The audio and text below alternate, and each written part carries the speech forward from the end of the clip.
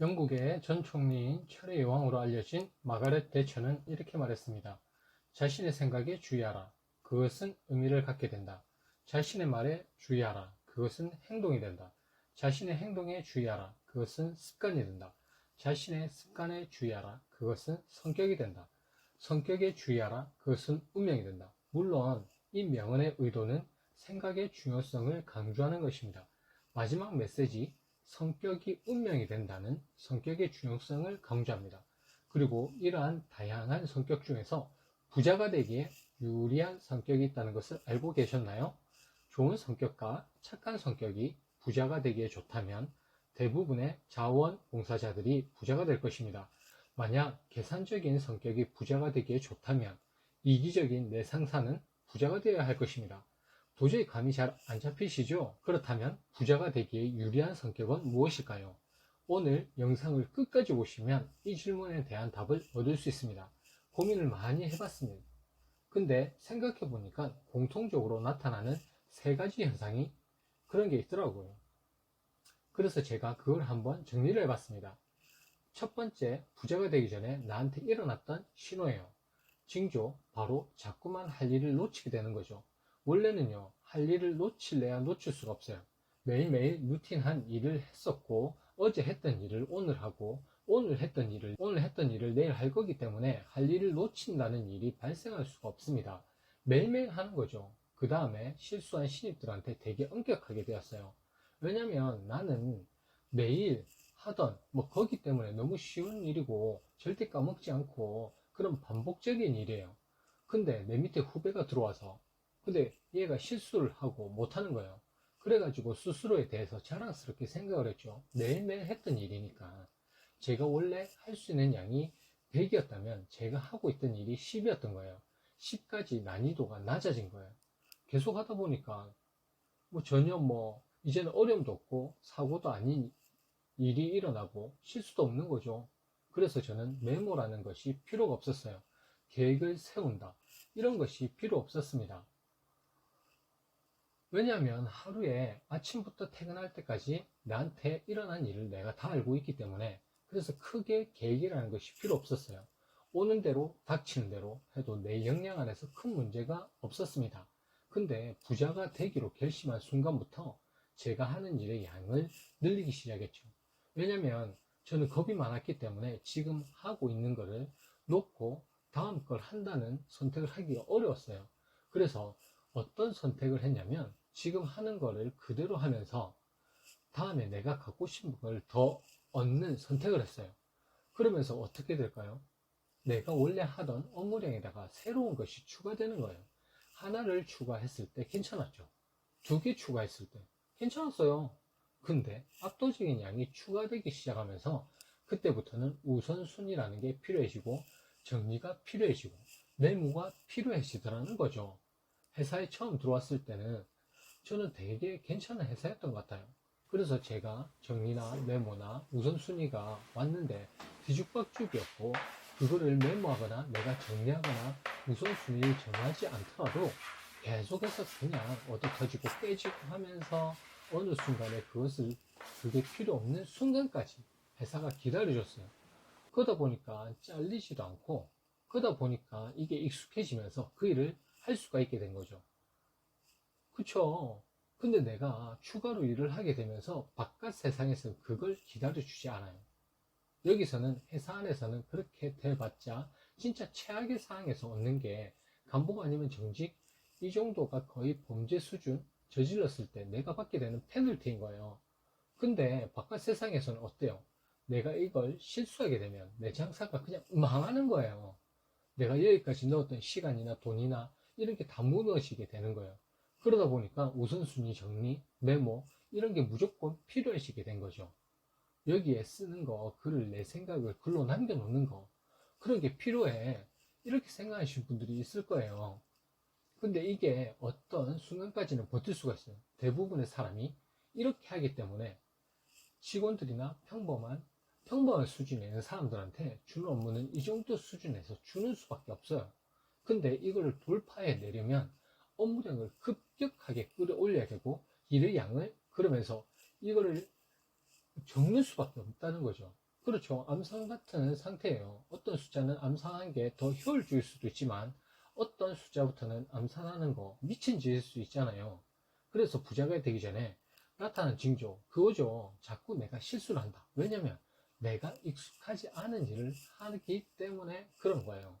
내가 할 수 있는 양을 넘어서기 때문에 그런 거예요. 그렇죠. 그걸 하다 보면은 메모가 필요해진다는 걸 내가 깨닫게 되고, 내가 스케줄링이라는 게 필요해진다는 걸 깨닫게 되고, 일의 우선순위가 존재한다는 걸 알게 되는 거죠.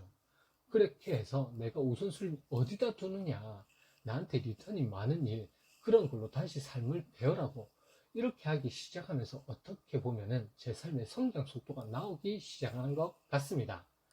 두 번째, 시간을 아까워한다. 돈이 돈을 벌어준다라는 말 들어본 적 있으실 겁니다. 부자는 기본적으로 가진 돈이 많기 때문에 이자율이나 혹은 많은 돈을 투자하여 적은 수익률만 달성하더라도 보통 사람과 비교할 수 없을 정도로 많은 돈을 벌 수 있습니다. 그럼 우리는 손 놓고 부러워해야만 하는 것일까요? 우리에겐 돈은 없지만 모두에게 공평한 자산을 갖고 있습니다. 바로 시간입니다. 그러나 안타깝게도 대부분 사람들은 가정과 학교로부터 사회의 시스템에 복종하도록 교육받았습니다.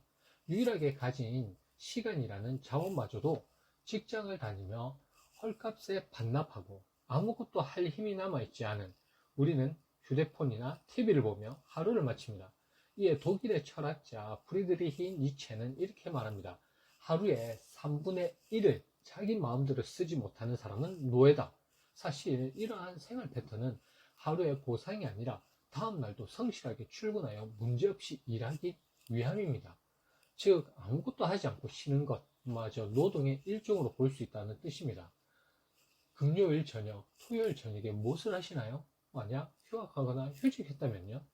집에서 쉬면서 보낼 수 있지만 매일 집에서 아무것도 하지 않으며 유튜브나 TV를 보진 않을 겁니다. 제 유튜브 영상을 보시는 분들께 진심으로 감사하지만 제 영상을 보시는 것보다 더 가치 있는 곳에 시간을 사용하셔서 진짜 성장을 이룰 수 있게 메시지를 던지는 것이 제가 여러분께 드릴 수 있는 가치입니다. 사람은 작은 성과가 나타나기 시작하고 자신이 잘하고 있다는 느낌을 받으면 그것을 하지 말라고 해도 하게 됩니다. 어릴 적 캐릭터를 육성하는 방식의 게임을 해보신 분들이라면 공감하실 겁니다. 경험치라는 수치가 눈에 보이고 그 수치를 채우면 레벨업이라는 보상이 뒤따르기 때문에 어딜 가든 캐릭터를 키워야 한다는 생각만 나고, 심지어 꿈에서도 게임이 나올 정도로 게임을 하는 시간 외에는 어떤 것에 흥미를 느끼지 못하게 됩니다. 성공에 관한 자기계발서에 방에 목표를 써서 붙이고 매일 이거라, 큰 꿈을 갖되 작은 목표부터 이뤄 나가리라는 말을 들어보셨을 겁니다. 이는 게임 속 캐릭터의 경험치처럼 현실에 있는 나의 경험치, 눈에 보이게 하기 위함입니다. 성공을 향해 가고 있는 분이라면 이 느낌이 무엇인지 아실 겁니다. 목표를 이루기 위해 평소보다 늦게 자고 누워서 쉴 시간조차 모자라지만 이전보다 피곤하지 않습니다. 좋아하던 친구들은 만나 술을 마시는 시간, 출퇴근 시간, 밥 먹을 시간조차 아깝게 느껴지신다면 이는 분명한 성공의 신호입니다. 세 번째는 포기하고 싶은 마음이 느껴진다는 겁니다. 포기하고 싶은 마음, 그게 무슨 얘기일까요? 마라톤으로 예를 들어 볼게요. 마라톤을 처음에 달릴 때 아무도 포기하고 싶지 않을 거예요. 아무도. 그쵸. 그러니까 처음에는 엄청 많아요. 근데 어떤 구간을 넘어가게 되면 포기하고 싶은 마음이 들죠. 근데 그때 그 마음이 어떤 식으로 오게 되냐면 그 시점을 지나는 모든 사람한테 한번 쫙 부러지게 돼요. 포기하고 싶은 마음이 그럼 거기서 한번 쫙 걸러지게 되죠. 하다 보면은 또 포기하고 싶은 마음이 와요. 그때 한번 쫙 뿌리게 돼요. 근데 거기서 포기하게 되죠. 그런 것처럼 우리가 뭔가를 하다 보면 포기하고 싶은 마음이 올 때가 있어요. 물리적으로 안 되는 것 말고 마음이 포기하고 싶을 때가 있다는 거죠. 그 포기하고 싶은 마음이라는 거는 정말 정말 중요한 신호예요. 그 마음이 내가 아니라 다른 사람한테도 똑같이 왔다는 걸 내가 깨닫기만 하면, 지금 내가 아픈 만큼 지금 이 경쟁업체들, 지금 내 옆에 있는 모든 경쟁업체들이 이 아픔을 겪는다는 것을 아는 것, 포기하고 싶을 정도로 힘든 순간이 왔을 때 더 행복한 이유, 그거를 넘어서면은 내가 이기겠다. 여기서 몇 명 떨어졌다. 뭐 내가 자기관리 하다가 갑자기 그만두고 싶은 마음이 들 거예요. 그럼 그때 이런 생각 하시면 돼요. 아, 여기서 내가 한 50%는 이겼다. 그리고 계속 가다가 그걸 저도 그랬던 것 같아요. 자기관리. 그냥 계속 한 거예요. 포기하고 싶은 마음 안 들겠어요? 계속 들죠. 근데 저는 그 포기하고 싶은 마음에 언제든지 든다는 거죠. 근데 내가 일상적으로 살 때는 포기하고 싶은 마음이 안 들죠.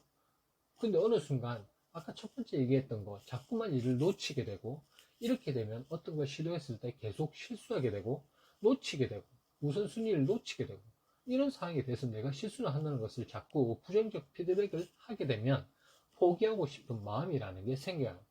근데 그 단계에서 다 그만둔다는 거죠. 낚시도 그래요. 저 낚시 좋아하는데, 낚시도요, 포기하고 싶은 마음이 드는 순간이 있어요.